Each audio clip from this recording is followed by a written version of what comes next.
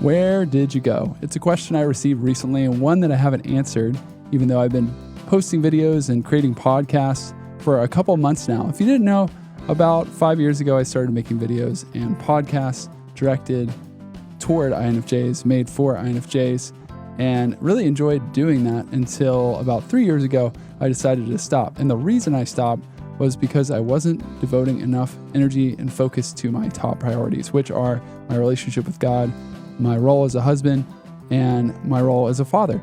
And those are really valuable things to me, but I kind of got focused and gridlocked into wanting to achieve the goals that I had for my blog, my YouTube channel, and my podcast. And that was all well and good. It's good to have focus and to be driven, but it started to affect my mindset so that when I was just doing everyday things with my family, I was probably devoting too much energy and too much thought.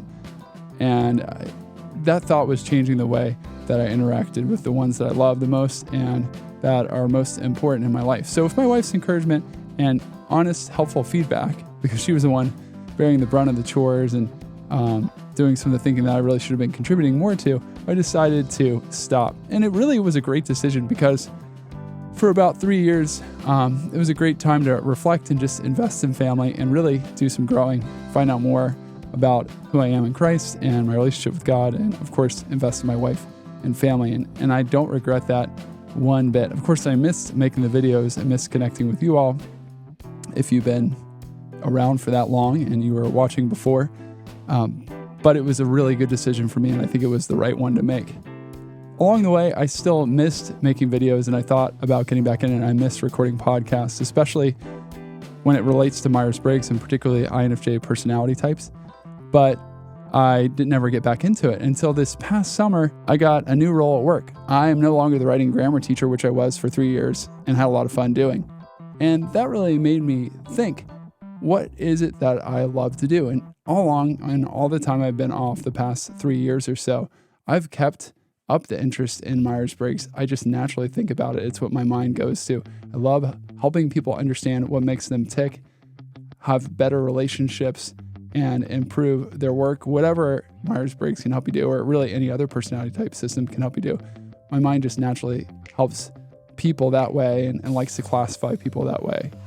And the interest in INFJ personalities has also continued as well. So it's something that I've liked and enjoyed for a long time and just continue to do naturally. And it got me thinking, since I am not doing as much writing, this could be an outlet where I could use my creativity to craft helpful content. And that really energizes me personally. I love it. It's almost a hobby, but hopefully it's something that helps you as I produce content as well. And not only that, I'd love to see where this could go in the long run. Who knows if it'll ever take off? Hopefully I can just continue to help you no matter what and enjoy the journey, enjoy the process as I make videos, as I make podcasts, as I write whatever emails or blog posts and create products that are of benefit to you. It might just always be a side thing, but again, who knows where it could go? I would be disappointed if I didn't try, and I've had a lot of fun getting back into it. And while I'm getting back into it, it's really important to me that I do things differently this time, that I make sure that my number one priorities continue to be my priorities. So if for some reason 1 week I don't get to the video or podcast, that will be disappointing, but I'll be happy that I put first things first. I like the Stephen Covey analogy. I don't know if you've ever heard of the jar with big rocks, smaller rocks, sand, and water. Covey challenged people to take big rocks, which symbolize the most important priorities like family, friends, their spiritual growth, and other parts of life. Small rocks, which are other important things in their life, but they aren't as important as the big rocks. And then sand, TV, maybe having a snack. I don't know. That's so terrible. I don't know. Snacks are wonderful. They probably should be number one priority. I'm just kidding. Other small things that don't mean as much, and fitting them all in a jar. He challenged people to get them all in. And a lot of people started with the sand, just thinking about how you'd fit a lot in. There was more sand than there was big rocks or smaller rocks. So they thought, hey, I can fit this all in if I put the sand in first. But to their surprise, they couldn't cram the big rocks in on top of the sand. It just wouldn't fit in the jar. So in the end, Covey showed them that if they put the biggest rocks in first, the smaller rocks on top, the sand in afterwards, and then the water at the very end, they could fit everything in.